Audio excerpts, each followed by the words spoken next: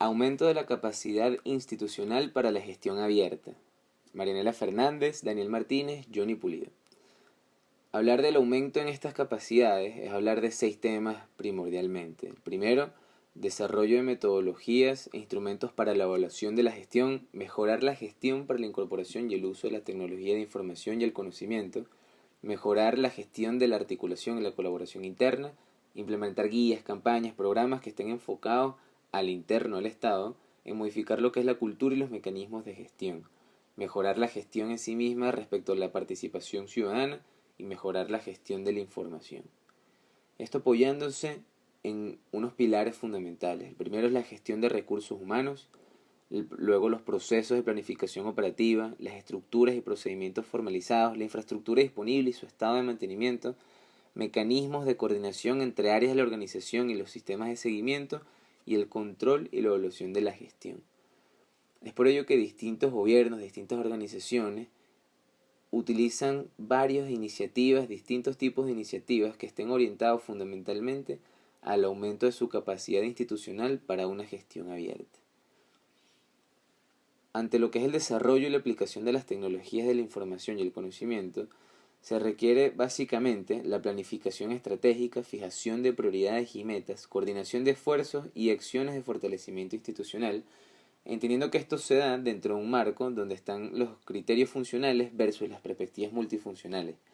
Es decir, actualmente existe una tendencia de los gobiernos a crear unidades organizacionales, programas y servicios que son redundantes y traslapados. Para esto lo que se busca, fundamentalmente, es la colaboración a través de distintas agencias que permitan que estos gobiernos racionalicen y simplifiquen y mejoren los esfuerzos y la implementación de las distintas políticas. Esto a través de las agencias como la agencia de las personas, es decir, desarrollar las habilidades de relacionamiento para que los gerentes y los equipos sean realmente efectivos, y la colaboración a través de los procesos. Son los procesos organizativos efectivos que deben resolver los aspectos estratégicos, operaciones, sistemas y el gerenciamiento en sí mismo de esto, para lo cual se necesita desarrollar un rigor y la claridad en la fijación de los objetivos, el diseño de sistemas, la construcción de los hitos, la búsqueda de recursos y el encuadre de una organización que reposa sobre fronteras interjurisdiccionales. Es importante entonces entender que el fortalecimiento institucional, más que algo tecnológico, es un proceso que es de cambio cultural, y es por eso que es tan amplio y es tan importante que esto sea un proceso que se dé a lo largo y ancho de toda la organización. Debe operarse fundamentalmente sobre el comportamiento de todos quienes construyen y hacen la organización. Sobre la valoración de las cosas en Venezuela, y antes de hablar de los casos y ejemplos de nuestro país, es importante partir teniendo en cuenta lo siguiente. En primer lugar, la retroalimentación entre gobierno y ciudadanos es un elemento clave de la gestión abierta, por cuanto se tiene en cuenta la curva de aprendizaje y se busca la mejora de la calidad del servicio que se presta desde el gobierno a los ciudadanos. Es importante también el proceso de cambio cultural y necesario que se generen las capacidades institucionales, las cuales no necesariamente parten del uso exclusivo del Internet.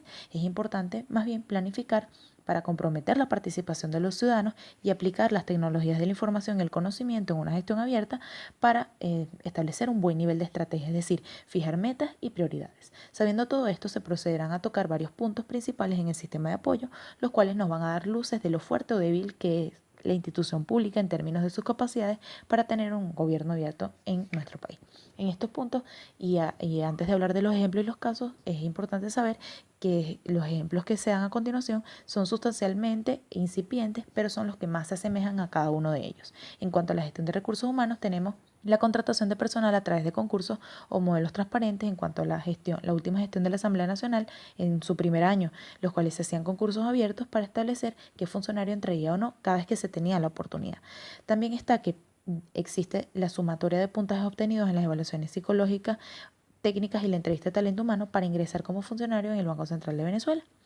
Están los procesos de planificación operativa para implementar guías o campañas que modifican la cultura interna y los mecanismos de gestión, y el mejor ejemplo es el CENIAT, el cual su campaña de impuestos sobre la renta nace de los funcionarios del CENIAT, es decir, una campaña interna, y luego se lleva a cabo hacia afuera. es una cultura del CENIAT como tal. En cuanto a las estructuras y procedimientos formalizados, tenemos al CNE y la estandarización de los procesos en cada proceso electoral para miembros y jefes de mesa. Tenemos el Ministerio de Relaciones Exteriores y la simplificación de sus procesos, por ejemplo, en apostillaje, y el Ministerio de Educación Superior y la disponibilidad en línea de contenido legal necesario. En cuanto a la infraestructura disponible y mantenimiento, se coloca el ejemplo de la adquisición de mobiliarios en las escuelas municipales, y esto está publicado en la web como informe de ejecución fiscal y financiera, la cual se lleva a cabo por trimestre, y esto es un modelo, procedimiento de adquirir bienes de manera transparente. En cuanto al procedimiento, en este punto también vale acotar que no aparece la información del contratista, solamente del insumo y el costo. En cuanto a los mecanismos de coordinación de área, está el Grupo Vecinal Antirrobos en la Alcaldía de Baruta, en donde hay una coordinación entre estas tres actores que aparecen allí. Está el Sistema de Seguimiento y Control y Evaluación de la Gestión. Aquí hay dos tipos de ejemplos. Está la Dirección de Seguimiento y Evaluación de la Presidencia de la Asamblea, en donde se realizaba seguimiento, monitoreo y control de todo el resto de las direcciones, pero no había control de la evaluación de la gestión de cada una de ellas, es decir, a medias. Y también está el ejemplo de la presencia en Twitter e Instagram de varias de las alcaldías y gobernaciones en Caracas y el resto del país, pero en este caso, en donde hay más afluencia de comentarios, hay poco seguimiento a los mismos y a las demandas, por lo que es una herramienta que no cambia el estilo de gobernanza actual. En cuanto a la explotación de las TICs y la digitalización de contenido, el mejor ejemplo hasta ahora es la Alcaldía de Latillo, que de hecho tiene un link solo de transparencia, y están digitalizadas las ordenanzas municipales, el POA, las memoria y cuenta, la ejecución presupuestaria, presupuesto ciudadano y presupuesto participativo.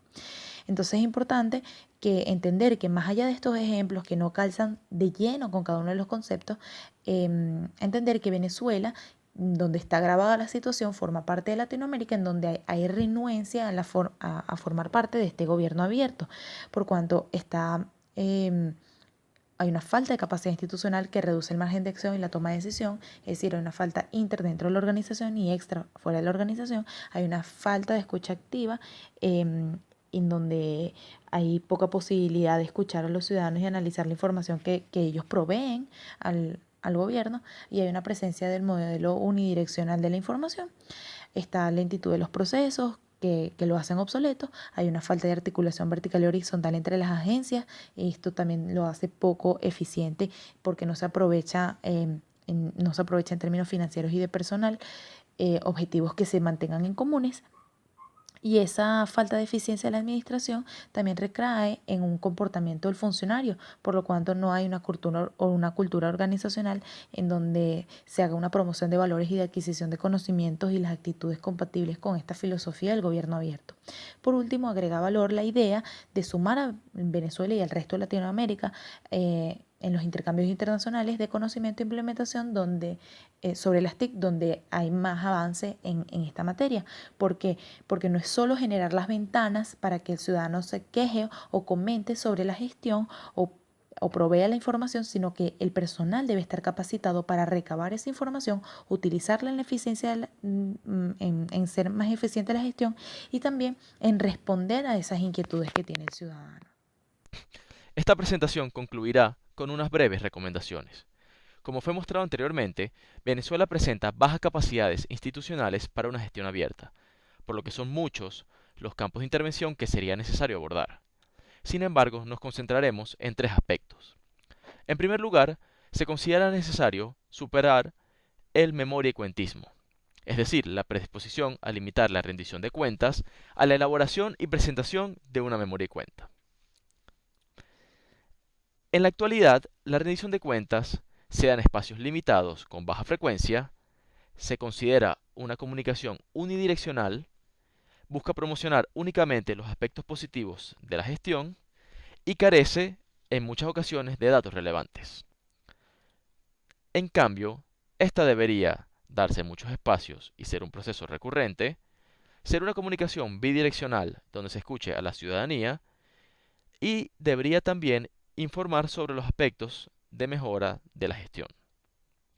En este sentido, se recomienda puntualmente refinar este concepto basándose en estándares internacionales. De igual manera, se considera pertinente elaborar un documento o manual que contenga esta información y socializarlo entre las instituciones públicas y la ciudadanía. Para ello, se podría usar como referencia el Manual Único de Rendición de Cuentas de Colombia, que fue elaborado por el Departamento Administrativo de la Función Pública y el Departamento Nacional de Planeación. Así pues, partiendo de un concepto compartido y más adecuado de rendición de cuentas, sería posible reconocer de mejor manera las fortalezas y debilidades de cada institución para trazar una ruta que permita superarlas. Existen pocos espacios de participación ciudadana en la gestión pública más allá del conocido presupuesto participativo. Por lo tanto, se recomienda generar más espacios, especialmente en otras etapas del ciclo de policymaking, como la evaluación y el monitoreo. Cabe destacar que estos espacios pueden ser presenciales o virtuales. Algunas prácticas internacionales que valdría la pena analizar apuntan a varias cuestiones. Por una parte, a la conformación de auditorías ciudadanas y grupos de auditores ciudadanos para el monitoreo de obras públicas comunitarias. Tal es el caso del Sistema General de Regalías en Colombia. Por otro lado, otras iniciativas buscan generar plataformas digitales de interacción donde el ciudadano pueda realizar consultas sobre temas relativos a la gestión pública. Ejemplos de estas prácticas varían en complejidad, desde la definición de un espacio periódico de preguntas y respuestas en alguna red social, como Twitter o Facebook, contando con la participación de algún gerente o autoridad pública, hasta la dirección de páginas web que sirvan como un repositorio público de consultas y respuestas. Asimismo, podrían generarse espacios de consulta no vinculantes sobre temas de relevancia pública. Estos espacios podrían ayudar a alinear la toma de decisiones con las preferencias ciudadanas y favorecer a la inclusión ciudadana antes de la toma de decisiones trascendentales. No obstante, la creación de estos espacios resultaría ineficaz si estos no son implementados correctamente ni son aprovechados por la ciudadanía. Por lo tanto, cualquier espacio que se genere tiene que incluir dos cuestiones fundamentales: un manual o guía metodológica que acote el proceso de participación de manera clara y campañas constantes de comunicación para promocionar su uso. El retraso tecnológico en activos fijos y sistemas de información es común en una gran cantidad de entidades, por su baja capacidad para generar u obtener ingresos adicionales a las transferencias del gobierno central. A pesar de que estas cuestiones pueden considerarse insumos para la gestión abierta, su carencia representa un obstáculo para la generación de capacidades institucionales, pues dificulta, por ejemplo, que una institución pueda generar, almacenar, procesar y compartir datos e información que sea relevante para la ciudadanía.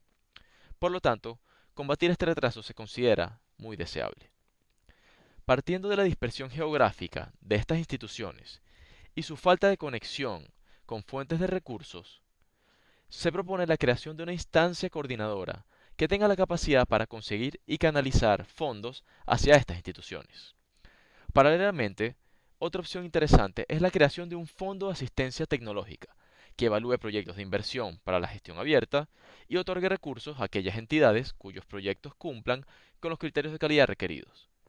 Esto implicaría, claro está, destinar esfuerzos adicionales en la capacitación, en la formación de agendas digitales dentro de las instituciones y en la formulación de proyectos de inversión, con el fin de aumentar la calidad de las solicitudes.